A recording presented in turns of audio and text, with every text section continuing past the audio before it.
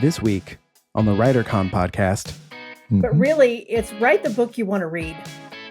Welcome to WriterCon, a gathering place for writers to share their knowledge about writing and the writing world. Your hosts are William Bernhardt, best-selling novelist and author of the Red Sneaker books on writing, and Lara Bernhardt, award-winning author of the Wantland Files book series. Thank you, Jesse Ulrich. Hey there, writers. Thanks for joining us today. As always, I suppose, the world is a total good news, bad news situation. Good news. Last week, Rebecca Yaros's new book, Onyx Storm, third in her new series, was released and sold 2.7 million copies in 1 week. Sales numbers like book publishers have not seen in 20 years. Of course, that money is not going into my pocket, but still, I think she's getting a lot of people into the bookstores or the Target, maybe. Laura, did you know our Katie got up in the middle of the night so she could drive out to Target and get the special fancy edition of Onyx Storm? Nope, I had no idea, but I suppose it doesn't surprise me. Yeah, no. Okay, and then Jesse, for you, we'll move to the bad news because you're our resident science fiction expert. Mm-hmm. And even though we haven't even discussed it, I bet you are aware of the new developments regarding Neil Gaiman, which you actually mentioned on the last podcast when we were talking about Cormac McCarthy, which is why this isn't going to be a news story in the news section, because I just can't bear to do that kind of story again. Was that your suggestion, Jesse, that we should have a regular feature called... Yeah, the authors acting badly. Yes, behaving badly. I'm sorry. Yes. Authors acting awful. So, we got the better. Breaking Bad writer star. Yes, we can make a thing here. Yeah. Authors acting bad awfully. Short version, possibly one of the most beloved authors working today, Neil Gaiman's now involved in a scandal as a result of a story broken by Vulture and published in New Yorker, which allegedly involves some non-consensual BDSM sex and the phrase, "call me master," which is why that's the title of the story. To be fair, Mr. Gaiman has denied all this, but here's the question, Jesse. Can we... I don't even know how to... I remember the Graveyard Book, which I think may be his best... Well, for that matter... I read, what's the one that was the movie with Claire Danes and... Stardust. Yeah, I read that one to Alice when she was young. And then I read the Graveyard Book to Ralph when he was... Now I'm afraid I'm going to get arrested or something. Can we go on reading this guy's books in good conscience? So I can't remember the guy's name, but someone who I've enjoyed on NPR's Pop Culture podcast had a whole article about this, which is... where he drew the line on things like this, like what do you do with J.K. Rowling? What do you do with Neil Gaiman? And it's one of those things where their terrible deeds do not get to take away the feelings their art created for you at the time you first read it. So if you already own that book, you can revisit and enjoy it all you want. The goal at this point is to not give them any more money, right? And so enjoy what you already own and have, and in that case, separate the art from the artist, but try not to give those artists any more money. And for listeners/viewers of the show, I read that New Yorker piece, and the amount of content warnings they had to give you before you started reading it were plentiful, and they were 100% right. It is a incredibly unpleasant story, but I was like, I have to read this because Bill's going to ask me about it. But I'll tell you, I read it too and got maybe halfway through, and I just couldn't stand it anymore. It was. I did have to take a break in the middle. Yeah. But it's it's bad. I'm going to go ahead and avoid that. Yeah, I think that's. I'm glad you guys did the research on it. It's one of those things where I'm like, and I wrote Shadow of the Taj, which has some really tough issues in it. But that's a novel, honey. Yes. Well. Yeah. It's rooted in fact, unfortunately. Is this your way of saying that one of those characters is a thinly veiled me? Uh-oh. Oh, gosh, no. I didn't even know you when I read it. No, this is... No. Yeah, much better. But the social issues that plague women around the world, that's rooted in fact. I mean, that article did almost take me down my second favorite rabbit hole, which is just reading crazy stories about Scientology, because I didn't know he was a Scientologist. And actually, I'm very lucky in the sense that I've never actually read or watched, other than one Doctor Who episode, I've not actually read or watched any Neil Gaiman things. He's always just been around. How can that be? Somehow it just wasn't, I just never had the time or whatever. And so I feel weirdly proud about that now, but now I can't enjoy any of it. So. Right. Our guest today is Betsey Kulakowski, who is the author of, among other things, the Veritas Codex series of paranormal thrillers, I guess, Bigfoot and UFOs, and they are so much fun to read. She's been on the podcast before, and she's such a trooper. She's back again today. I'm looking forward to talking to Betsey. But first, the news.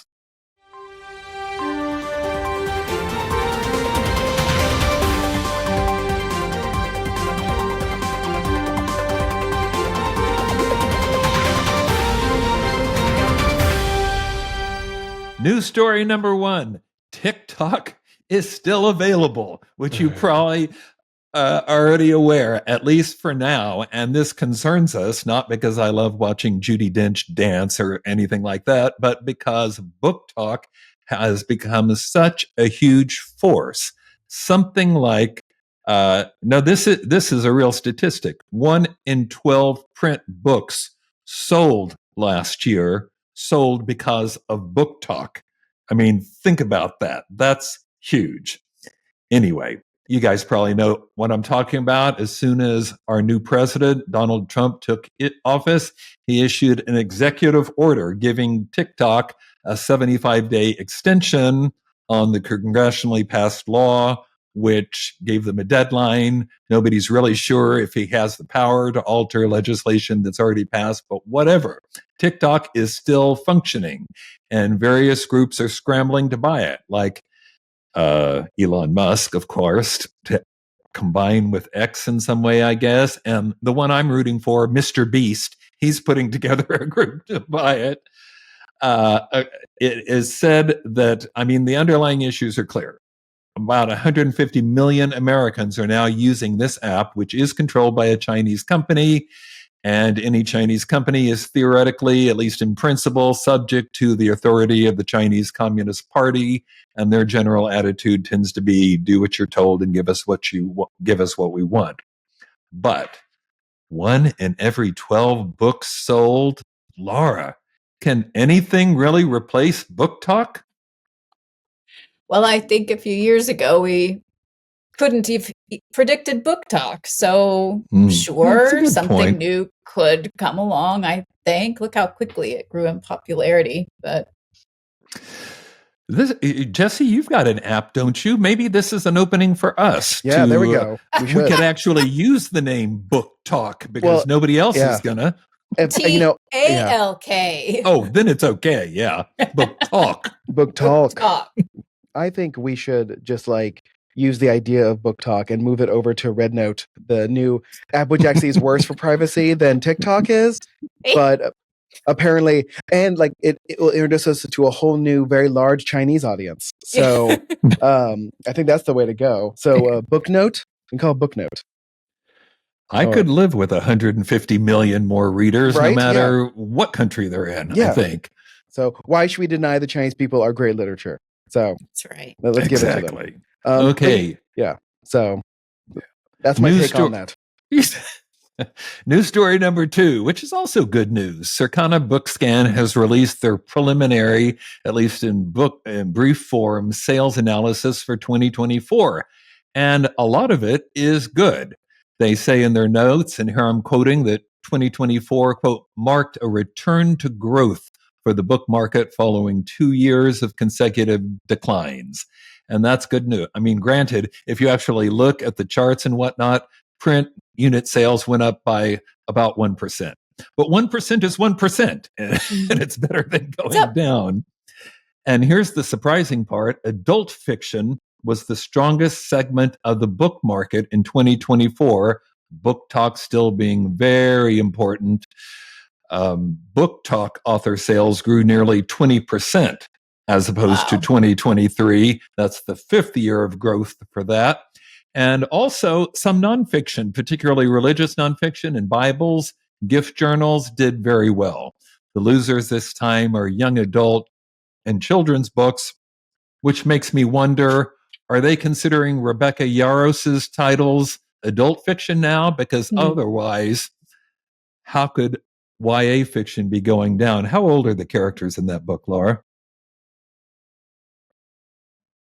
I mean, I read the first one too, but I don't remember. They're older than 17 though, right?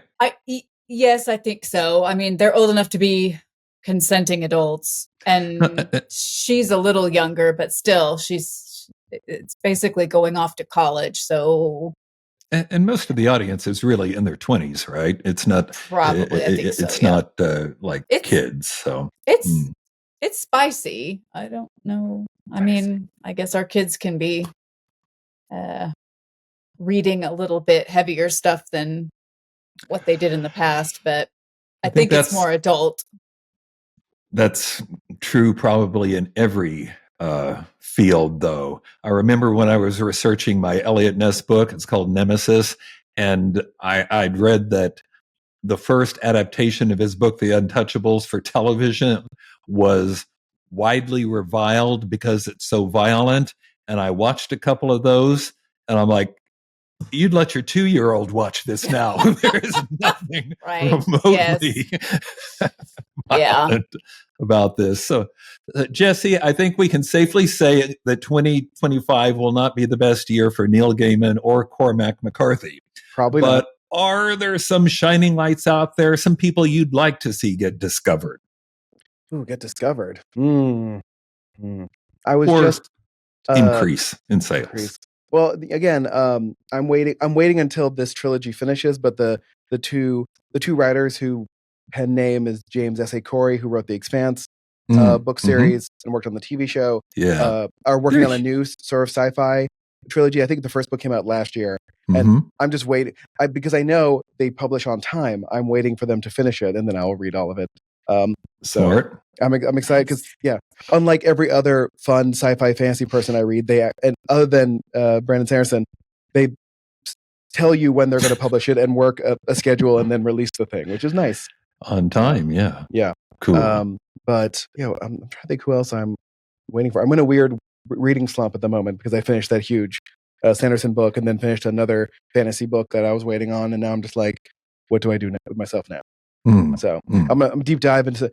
Listen, I'm always up for a new Neil Stephenson novel. So if he's working on something, really, you read, you can finish those. Really? Oh yeah. Listen, I love them, and I argue with people all the time about why I love them. And I'm just his target audience. I don't mind spending 40 pages on a deep dive about feral hogs or weird time travel things or the history of science. Like Moby Dick has digressions, and it's a classic. So yeah, and I've tried reading Moby Dick, and that does not go well for me. So again, he was being paid by the word, and you can 100% feel that when you read Moby Dick.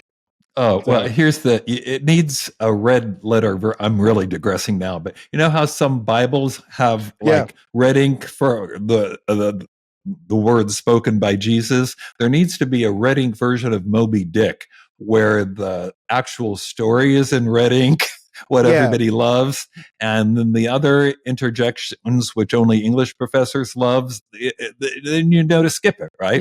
Yeah.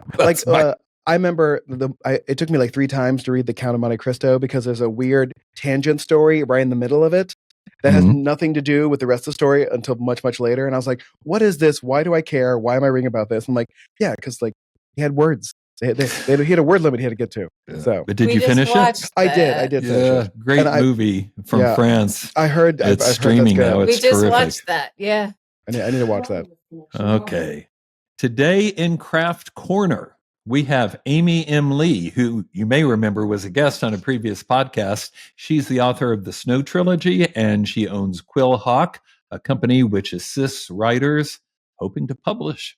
Her topic today is perfect because it's something she knows a lot about, and that's specifically the art of hustling. In a good way, art of hustling. Take it away, Amy. Craft Corner. Okay, so you've written a book, or you're about to write a book, or you're in the middle of writing a book and you need to have it read. The best thing you can do is hustle. In the art of hustling, there is an easy way to remember what each of the letters stands for. So in H, you want to really hone in on your niche and your audience and the brand that you're representing. Being unconventional, that's the U in hustler, and that means being a trailblazer. That means thinking outside the box. Simplifying is the S in hustler, and that means to be intentional and purposeful. So you're not taking the shotgun approach, you're taking the spaghetti approach, which means you're not just firing for the sake of firing and hoping something sticks and lands. You are actually being intentional, and you know how you cook spaghetti and you throw it up against the wall and it sticks? That's when you know you've got the right plan. The other thing is timing.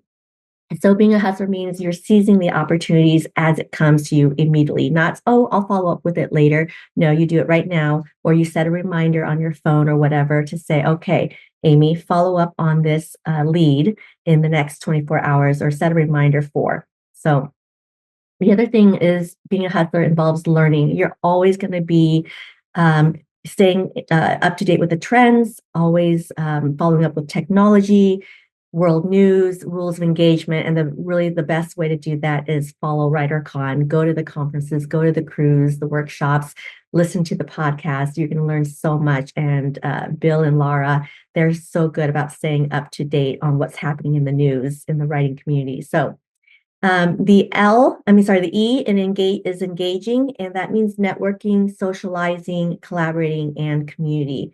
So make sure that you're always putting yourself out there. It's hard, I know, as most of us are introverts, but pick something that you really enjoy and focus on that. I love football, for example, and I'm always engaged with the Seattle Seahawks community, and we're always doing things to organize events, fundraisers, that kind of thing. So do what you're passionate about and get yourself out there.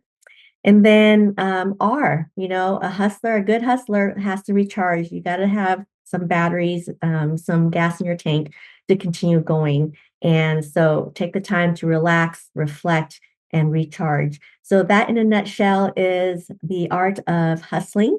And I hope you go out there and hustle away, because if you want to be read, you got to do the job, market, promote, and hustle. So good luck.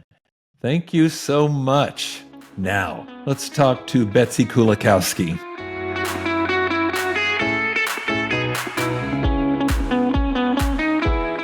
Betsey Kulakowski, welcome to the podcast. Thank you so much. I'm excited to be here. Welcome back, I should say. Obviously, You've been on before. And I will just say you are a real trooper. You did not have a lot of notice, and we appreciate it's all good being our guest today. So you already know what the first question will be. You're just going to have to think of a new answer for it. Oh, that's always a challenge. If you could offer writers one piece of advice, what would it be? Wow. I have this question a lot, and I always have a different answer. Mm-hmm. But really, it's write the book you want to read. Mm-hmm. And, I think it's important that we all write that book, because I grew up with the books that I wanted to read weren't out there. So my mother had always said, if you want to be a writer, write the books you want to read. So that's what I do. Great advice. Very good advice. You are best known in the writing world for the Veritas Codex, which now has 7 books in 7 print, books, right? Yeah, I'm currently working on 8, and I've already got all the way through 11 done. Oh, holy smokes. Okay. You just don't sleep or something, I'm guessing, right? Yeah, lots of caffeine. And I type really, really fast. Yeah, it's not the only thing. Is that it? Is caffeine? Is that the secret? Yeah, that's the secret. Because I'm sitting here, I've got my coffee cup. Nice. I've got my Coke Zero, and I probably have a Diet Dr. Pepper sitting somewhere that I haven't finished. Several injections worth. Exactly, all day. Well, anyway. And when did you first publish? When did the first book? Well, I started writing when I was 6, because I knew I wanted to be a writer. But the Veritas Codex came out in September of 2020, in the middle of the pandemic. Oh, of course. Yeah. Okay. That was interesting times. Probably not a lot of bookstore appearances. No, not for a couple of years. Did a lot of podcasts. But yeah, I'm getting into some bookstores now. I'm trying to get, I just recently moved, so I'm trying to get into the local community here. Yeah, I was going to say you've had kind of a big upheaval, so I imagine your daily schedule is upheaved. But I just used the same thing in the anyway. If we could go back and edit, but as soon as you, it's more fun when you can't. Right. As soon as you get settled. This is going to be a good thing for you. Yeah, it really is. You are going to be able to transition into writing full time, aren't you? Most of my full time will be writing. I don't know if you can see in the background, but for those of us who are watching on YouTube, my office is a mess because I'm still unpacking. I don't really know where to put stuff at the moment, but we did move. My mother-in-law needed some help in Arkansas. And so my husband was committed to taking care of his mom. So we picked up and moved. We're in the process of selling the house in Oklahoma City. And so I am working right now primarily full-time as a writer. I do have a couple of side safety gigs that I'm going to be doing. I'm going to be teaching some classes online. So yeah, writing's going to be my career. And the first week where I sat down and actually wrote, please don't hate me, I wrote 15,000 words this week. Holy amazing. smokes. You're like living the dream now. Wow. Living the dream. 7 chapters of a new book done. That's fantastic. Yeah. Okay. For the uninitiated, what's the Veritas Codex series about? All right. The Veritas Codex follows the adventures of Dr. Lauren Grayson, who is a biological anthropologist, and she has a television show on cable called The Veritas Codex, where they go on the search for the answers to the world's greatest mysteries. And in the first book, they're looking for Bigfoot in the Pacific Northwest, and in the middle of the investigation, Lauren disappears. And all the evidence points to the fact that she was abducted by Bigfoot. When she comes back 10 days later, she's injured. She has no memory of what happened to her. So was it aliens? Was it Bigfoot? Pity she can't remember. So, and all of the books in the series have something. It's Bigfoot. It's, right. It's another episode of the show. Calendar. It's did you watch In Search Of with Leonard Nimoy when you were a kid? Oh yeah, I watched all of those shows. Yes, they're the best. I was totally convinced there were UFOs. Not so much anymore, but that's probably because Leonard's not around to convince me. It's true, but his replacement, I guess you would say, has taken over that show. So it's still out there. Who's the replacement? I did not know that. Zachary Quinto. Oh, how it really meant his replacement. Yes, how Zachary is Quinto. That not all over the internet? Oh, I know it should be. It's on. I think it's on Discovery. Wow. Yeah. Okay, so the last book in this series was The Pirate's Quest, right? The last one that came out, book 7, was actually The King's Ransom. The King's Ransom, but there was a pirate, right? Yes, The Pirate's Curse was my favorite one to write. Help me out here. We're winging it. The King's Ransom. What happens in that one? The King's Ransom is kind of a test of Rowan, who is Lauren's love interest.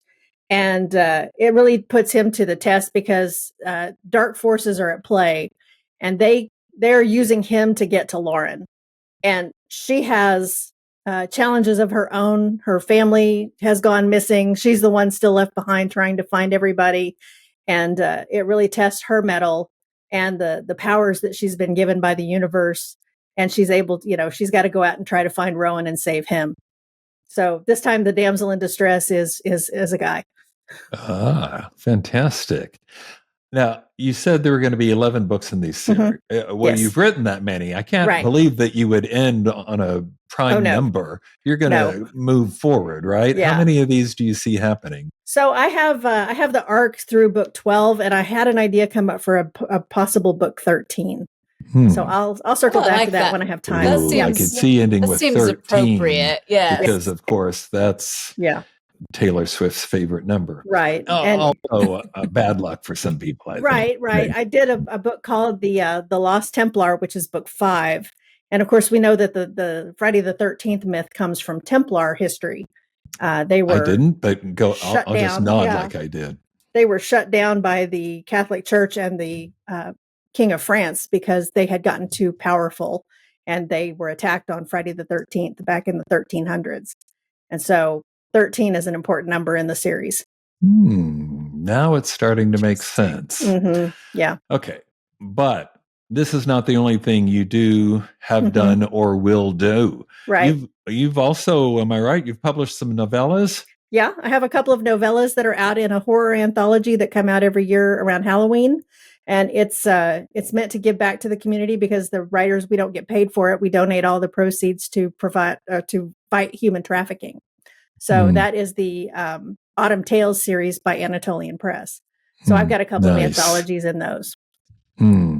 Good work. So when you are settled into your normal routine, like when things aren't crazy for you, what does your process look like? What's a typical writing day for you? Right. The typical writing day is a new definition because I've really only had a couple of weeks to kind of settle into this. Last week was very interesting because I got up Monday morning at 8:00. I had an idea that had hit me Sunday, spent all day kind of ruminating and dreaming over it and thinking about it. Sat down Monday morning and wrote the opening lines and didn't quit until I had almost 4,000 words written. And that was about 5:00 that evening. And I stopped midday and had lunch. I'm kind of hoping that's what a normal writing day will look like once I really settle into it. Yeah. I wrote almost completely that week, last week, exactly in that schedule. So when I quit at 5:00 on Friday, I'd made some real progress. Fantastic. Yeah. I also always ask, you know this, can you tell us, please, if you are a planner or a pantser? I think in one of the episodes, you guys were talking about some new terms for that, an archaeologist or an architect. I remember that. Archaeologist being the pantser and the architect being the planner. And I'm kind of I'm a hybrid of that. I consider myself an archaeologist with a dig plan. I know what's out there. I know what I want to end up with. You know, I've got the LiDAR scans to prove what's down there. I just got to dig it up and make sure that's what it is. So I kind of start out with the plot in my mind and where I want it to end. So I kind of have a theme going through and I kind of write to that ending. The Monk's Grimoire was one of those I wrote really fast. I wrote that one in 23 days when I was working full time, by the way. And the only thing that kept me going on that one was this plot that I had, or this theme that I had in my head, but that the devil had it coming. And that's what I wrote to. But when you say you wrote it in 23 days, you mean the first draft? Yes. Or 23 and done? No, there's always drafts and drafts and drafts. Anything else you'd like to promote, Betsey? No, other than just I'm excited about WriterCon coming up in September. Looking forward to that. I'm making some new friends here in Arkansas. I'm hoping to bring along with me. So, building that community here. Okay. Well, I'll do a WriterCon question and then we can wrap it up. So did you still want me to try to ask something more? Sure. Or are we done with that? I don't know. So I'm kind of fascinated with what you're describing as your process because I think mine actually might be the same. I do categorize myself as a planner because I will definitely do the homework beforehand. I go through and I think about my plot, my theme, my character, what the growth is going to be. And I do a very, very rudimentary outline. Yeah. But then I definitely discover things along the way. So I guess, what does your pre-work look like? Do you outline? Do you put things down? I don't ever write it down. You don't? Okay. I probably should, but I don't. I do this. I have this, and everybody's so different. I have kind of this, I think, probably unique to me, where I have the idea. I just open up what I call the ideas page and save that forever. Where I just start spewing all of the thoughts and ideas that are churning into something that I can go back and look at later. Yeah. And then I kind of work through it for myself, and then I'll start my outline. And in a series, I do have a Bible, things that I need to make sure that I go back and keep the same. So, but I know things change. Every time I'll go back and look at my outline after I've finished the book, and it amuses me how much it kind of developed as I was working on it. Do you keep a Veritas Codex Bible? Do you have something to make sure that or is it just so cemented in your mind that you don't even need it? Yeah, I would have to say I don't have those kind of records, and I kind of wish I did, because there's times where I'm like, okay, which college did I say he went to, or what color was that guy's eyes? I don't remember, and I have to go back and try to look it up. Maybe I'm more of a discovery writer, because I'll write for a little bit, and then I'm like, okay, I need to know a fact about like Brazilian Jiu-Jitsu. And so I'll have to go and do some research, because I don't know anything about martial arts. And then I'll get that detail worked out. And I may come back to that a couple of times before I'm really happy with it. But then I'll write for a little while, and then I'll come up with, okay, what's the entrance fee to the Library of Congress? Can you go into this part of the library and actually touch the stuff? What statues are in this corner? And then I'll have to go and look that up. So I kind of research as I go. And so a bit of a discovery writer, I guess, in that aspect. Hey, Betsey, you coming to WriterCon this year? Oh, I wouldn't miss it for the world. And I'm hoping to bring some of my new friends with me. So I'm making Arkansas friends here, and hoping I can bring some of them along for the ride. Betsey, thanks for pitching in and helping out and being on the podcast. We really appreciate it. Oh, you bet. Anytime. Absolutely. See you soon. Bye.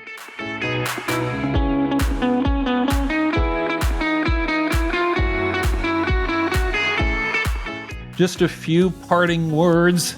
You've heard me, if you've been listening to the podcast, talking about the WriterCon cruise, but come on, how can I not? It's coming up, and it's the next WriterCon program. After that, we'll have the retreat, and we'll have the conference on Labor Day weekend. You can go to the website and read about all of it, but the cruise is at the end of May. And if you're like us here in Oklahoma, where it's finally starting to get warm again, you're thinking, how could I get really cold like I was last week? And the answer is, come on the Alaskan WriterCon cruise. We're going to have a lot of fun. You're going to get over 20 hours of writing instruction. I mean, hands-on, reading your work, talking to you, and group, small group, one-on-ones, whatever you want. It'll be us, agents. We can find someone who can give you the help you need to move your career to the next level. All right, so check the website, writercon.com,